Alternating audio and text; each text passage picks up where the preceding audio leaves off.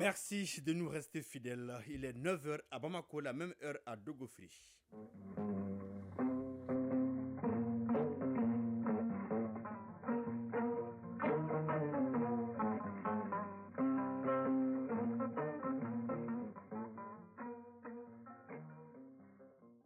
Le journal Mohamed Diarra. Mesdames, Messieurs, bonjour et bienvenue dans cette édition dont voici les titres. Le Mali, bientôt doté d'une stratégie nationale de sécurité, les experts ont déjà le projet en main et sera soumis aux autorités de la transition pour validation. Les détails avec Bouakar Bablon Touré dès le début de ce journal. 30 milliards de francs CFA, c'est le montant qui sera investi pour la réalisation d'une usine de ciment à Nation. Dans le secteur de Sikasso, l'usine va produire annuellement 1 million de tonnes de ciment extensible à 2 millions de tonnes. Bamako, capitale de la culture africaine, les détenteurs de savoir occulte africain se réunissent à partir de ce samedi. Et cela pendant 2 jours. Ils débattront du thème rôle, place et importance de la culture endogène dans la prévention et la résolution des conflits en Afrique. Les enjeux avec Cheikh Omar Sankari. Maïmouna Keita, candidate numéro 16, est élue Miss Bamako. Ses dauphines sont respectivement Aminata Tera et Alima Keita. Elles ont été élues hier soir. À suivre ce soir sur OATM 2 et la chaîne 2, la petite finale de la CAN Côte d'Ivoire 2023. Elle oppose à partir de 20h la République démocratique du Congo et l'Afrique du Sud. Les détails dans le journal de la CAN avec Mamadou Dante dans une quinzaine de minutes. Voilà pour le sommaire, mesdames, messieurs, installez-vous confortablement. Tout de suite, les détails. Et oui, le Mali est sur la voie de se doter d'une politique de sécurité nationale. Et ce n'est pas tout. Les experts travaillent aussi à mettre en place une stratégie nationale de sécurité. C'est une initiative du secrétariat permanent du Conseil de sécurité nationale. Les experts réunis à Koulouba sont parvenus à élaborer un projet de document visant à asseoir notre outil de défense. Le compte rendu de Bouakar Bablin Touré. Au terme de 3 jours d'intenses débats et de réflexions, les acteurs en charge d'élaborer la politique de sécurité nationale et de stratégie nationale de sécurité sont parvenus à un résultat. Celui d'un projet de document qui prend en compte toutes les réalités en lien avec les questions de sécurité de notre pays. Général de division Yamoussa Kamara, secrétaire permanent du Conseil de sécurité nationale. Notre pays a choisi d'écrire une politique de sécurité nationale et d'élaborer une stratégie de sécurité nationale pour la cohérence des efforts. C'est la voie royale choisie qui devra permettre de prendre son destin en main en anticipant les risques et les menaces, les crises et les catastrophes susceptibles d'affecter ses intérêts vitaux. Par l'élaboration de ce document indispensable pour notre outil de défense, c'est une importante étape qui vient ainsi d'être franchie dans le cadre de la prévention et la gestion des crises dans notre pays. Une première dans l'histoire de la République. Même avec ces documents, on ne sera jamais suffisamment prêt pour gérer les crises, car l'on ne saurait tout prévoir. Et en matière de sécurité, seul l'inattendu est le plus certain. Il s'agit tout au moins d'être proactif, d'exploiter les prémices afin de ne jamais se trouver en défaut complet de capacité face à une crise ou face à une catastrophe. Cet atelier, qui est une première, sera suivi de la présentation du projet de document aux forces vives du pays avant sa validation par le Conseil de sécurité nationale. Une démarche qui se veut inclusive avant sa mise à disposition au gouvernement du Mali. 30 milliards de francs CFA, c'est le montant qui sera investi pour la réalisation d'une usine de ciment à Nassien dans le secteur de Sikasso. C'est un investissement du groupe Cimaf Cement de l'Afrique. L'usine va produire annuellement 1 million de tonnes de ciment extensible à 2 millions de tonnes. Un bel exemple de coopération entre le Mali et le Maroc salué par le ministre de l'Industrie et du Commerce qui a présidé hier la pose de la première pierre de l'usine. Le compte rendu de Moustapha Doumia.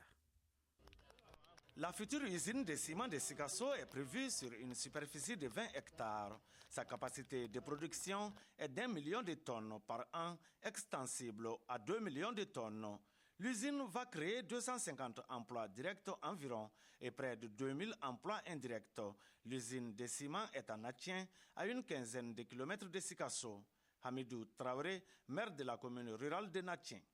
La construction de cette usine dans notre commune rime avec la volonté des plus hautes autorités de faire du Mali un pays émergent. L'édification de cette usine répond en effet à un besoin impératif de décentralisation et de développement local. Cette usine, dans notre localité, développera les activités économiques de la commune, du cercle et même de la région. L'usine de ciment de Natien va coûter 30 milliards de francs CFA au groupe CIMAF, Ciment de l'Afrique, qui dispose d'une usine à Diago. CIMAF est présent dans une dizaine de pays africains. Malik Sefroui, vice-président du groupe CIMAF. Ces investissements sont aussi la matérialisation d'un engagement pris par CIMAF auprès des autorités maliennes pour non seulement conforter le tissu industriel local, mais aussi pour répondre aux besoins sans cesse croissants de la demande en ciment. Les outils de production seront dotés d'équipements aux normes internationales et qui prennent en compte les aspects environnementaux. Ils seront écologiques et disposeront de systèmes de filtration à manche pour limiter la pollution de l'air. Et d'un autre côté, de systèmes de refroidissement pour préserver l'utilisation de l'eau et la rationalisation de sa consommation. L'usine de ciment à Natien est un bel exemple de coopération sud-sud entre le Mali et le Royaume du Maroc. L'État va jouer toute sa partition pour encourager et soutenir le développement industriel. Moussa Alassane Diallo, ministre de l'Industrie et du Commerce. La valorisation de nos matières premières dans les filières porteuses et hautement stratégiques pour le développement industriel sont constants. Cette volonté vise à renforcer notre souveraineté et à répondre aux aspirations légitimes de nos concitoyens. Le ministère de l'Industrie et du Commerce mettra tout en œuvre pour assurer l'accompagnement de CIMAF, notamment dans les domaines de la qualité, de la propriété intellectuelle et notamment aussi de la lutte contre la fraude et la concurrence déloyale. La pose de la première pierre de l'usine de ciment à Natien a enregistré la présence de plusieurs personnalités, dont des membres du CNT, Conseil national de transition, Sigasso, Moustapha Doumbia et Amadou Dolo, pour l'ORTM. Vous vous rappelez certainement de la visite des membres du gouvernement dans les régions du Nord. Après Ménaka, les 5 ministres se sont rendus à Gao. Le ministre de la Santé et du Développement social, par exemple, elle s'est rendue à l'hôpital régional. Colonel Assaba Diallo Touré voulait s'assurer du bon déroulement des activités et recenser les difficultés. Le ministre a visité plusieurs services, dont celui de l'imagerie médicale doté d'un scanner de dernière génération. Elle a également échangé avec les chefs des différents services visités et le directeur de l'établissement hospitalier. Le compte rendu de Agali Agissa. Colonel Assaba Diallo Touré a fait le tour de certains services indispensables dans la prise en charge des patients de l'hôpital Hangadumbo Moulay Touré. Youssouf Touré, directeur général de l'hôpital régional de Gao. C'est des domaines sur lesquels on fait vraiment de l'appui, tel que l'imagerie, tel que la maternité. Et elle a vu vraiment que la maternité, avec surtout l'appui de l'État et de ses partenaires, comment c'était équipé, comment est-ce qu'il y a eu l'extension, la réhabilitation. Du côté de l'imagerie, on a un scanner géant, marque Hitachi 64 barrettes. Ce n'est pas tous les hôpitaux de troisième niveau qui en possèdent, à plus fortiori les hôpitaux de référence. Une visite à pas de charge qui a permis à la ministre Touré de constater de visu le fonctionnement de l'établissement et mentionner les difficultés. Colonel Assaba Diallo Touré, ministre de la Santé et du Développement social. On est venu trouver un hôpital assez propre, avec un personnel bien motivé, malgré toutes les contraintes, les féliciter, les encourager pour tout ce qu'ils sont en train de faire. L'hôpital de Gao, c'est une assez, on ne dira pas vieille, mais là depuis un certain temps, beaucoup de choses qui ont évolué depuis, mais on en tiendra compte et on essaiera de faire de sorte que le plateau technique soit assez relevé. On essaiera de combler le vide des ressources humaines, parce qu'il y a des ressources humaines qui manquent. Ce passage de la ministre en charge de la Santé à l'hôpital régional de Gao rassure les nombreux porteurs de blouses blanches qui ont auparavant réservé un accueil chaleureux à la visiteuse du jour. Gao, Agali Agissa, Alassane Hamadou pour l'ORTM. Je vous le disais dans les titres, à l'issue de l'élection Miss ORTM phase de Bamako, Maïmouna Kita a été élue Miss. Elle représentera Bamako à la phase finale prévue le 23 février.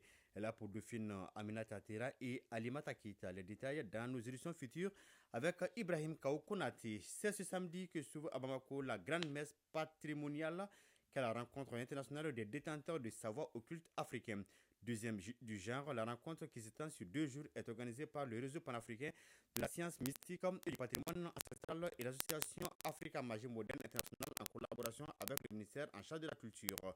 À cette occasion, nous faisons un clin d'œil sur les savoirs africains. Une signature de Cheikh Omar Sankari.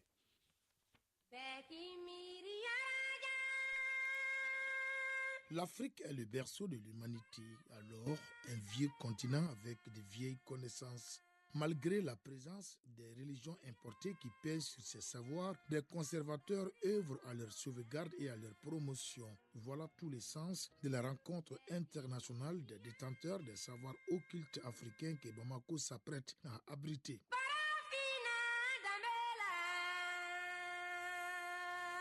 Parmi nos savoirs, on peut citer l'observation des traits somatiques pour dénicher les signes qui portent bonheur, Terenyuma, ou ceux qui portent malheur, Terejugu. La fonction occulte et thérapeutique du chasseur au sein de la société, l'utilisation des pratiques occultes dans la médecine traditionnelle, les connaissances astrologiques au sein de certaines communautés et les pouvoirs de combattre quelqu'un sans un quelconque contact physique.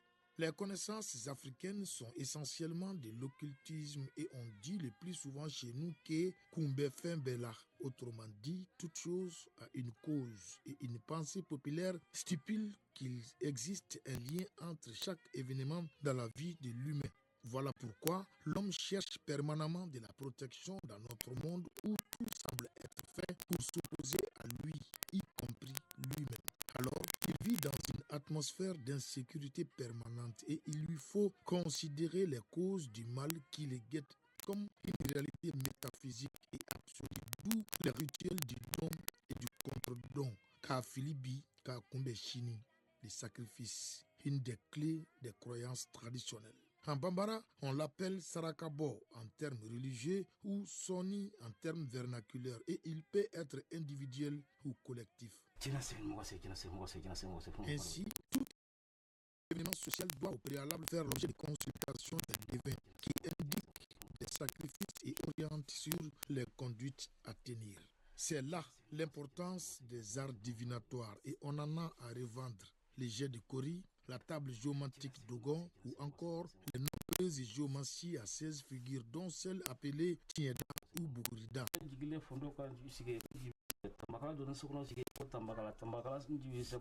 Les noms de ceux qui ont été les grands possesseurs des pratiques et savoirs liés à la géomancie sont encore cités. Les incantations Nango Furukoro, Furukoro Kajo, Jitumumbala, Bala Sabali, Bala Kunumbali, Yegebugu Djonge, Funufunu Fadoufa, Baron Zan, j'en oublie volontiers. Cheikh Omar Sangari, un détenteur du savoir occulte. Quelques mots de l'actualité internationale. Au Sénégal, des affrontements ont eu lieu hier lors de manifestations à Dakar et en province pour protester contre le report des élections. C'est ainsi que des affrontements avec échange de gaz lacrymogène et jets de projectiles ont éclaté entre forces de l'ordre et manifestants dans plusieurs quartiers de la ville. Un étudiant est mort à Saint-Louis en marge d'un rassemblement. Au Burkina Faso, des hommes armés ont attaqué le village de Galgnoni dans la commune de Tigba, dans la région de l'Est. Selon plusieurs sources, l'attaque qui s'est déroulée le 7 février dernier a fait une cinquantaine de victimes parmi les civils. La Mauritanie est officiellement candidate à la présidence de l'Union africaine. Elle a été désignée par les États membres d'Afrique du Nord pour prendre la présidence de l'Union africaine. Puisque le prochain président de l'organisation doit être originaire d'Afrique du Nord, c'est donc le président mauritanien Mohamed Ould Cheikh El Ghazouani qui devrait prendre la succession du Comorien Azali Assoumani lors du 37e sommet prévu à Addis Abeba les 17 et 18 février prochains. Aux États-Unis d'Amérique, la Maison-Blanche tente de contre-attaquer au lendemain de la publication du rapport du procureur spécial chargé de l'enquête sur les documents classifiés de Joe Biden. Un rapport dont l'administration tente de remettre en cause l'esprit sans en discuter les résultats. 9h13. Oui, une nouvelle du sport. L'Afrique du Sud affrontera la République démocratique du Congo ce samedi 10 février 2024 à Abidjan à partir de 20h dans le cadre du match pour la 3e et la 4e place après l'élimination des deux équipes en demi-finale mercredi. Selon le tacticien belge qui a guidé l'Afrique du Sud vers sa première demi-finale depuis 2000, la clé pour décrocher une 3e place résidera dans la façon dont l'Afrique du Sud se remettra mentalement de sa défaite déchirante en demi-finale. Les Bafana ont été battus au tir au but 4-2 par le Nigeria après un match nul spectaculaire 1-1 à Bouaké. tandis que les Léopards sont tombés 1-0 après une rencontre âprement disputée avec les autres là à Côte d'Ivoire. Le coup d'envoi sera donné au stade Félix Houphouët-Boigny à partir de 20h. Une rencontre que vous pourrez suivre sur ORTM 2 et sur la chaîne 2. Et oui, juste après moi, vous serez avec Isaac Tuno pour le journal de la CAN. Cette édition s'achève à 9h15, une édition présentée par Mohamed Diarra avec le concours des Abs Traoré à la mise en onde. La mise en ligne est assurée par Cheikh Abdul Aziz Koulibaly, la coordination éditoriale Ousmane Daw. Passez d'excellents moments en compagnie des programmes de Radio Mali. Au revoir.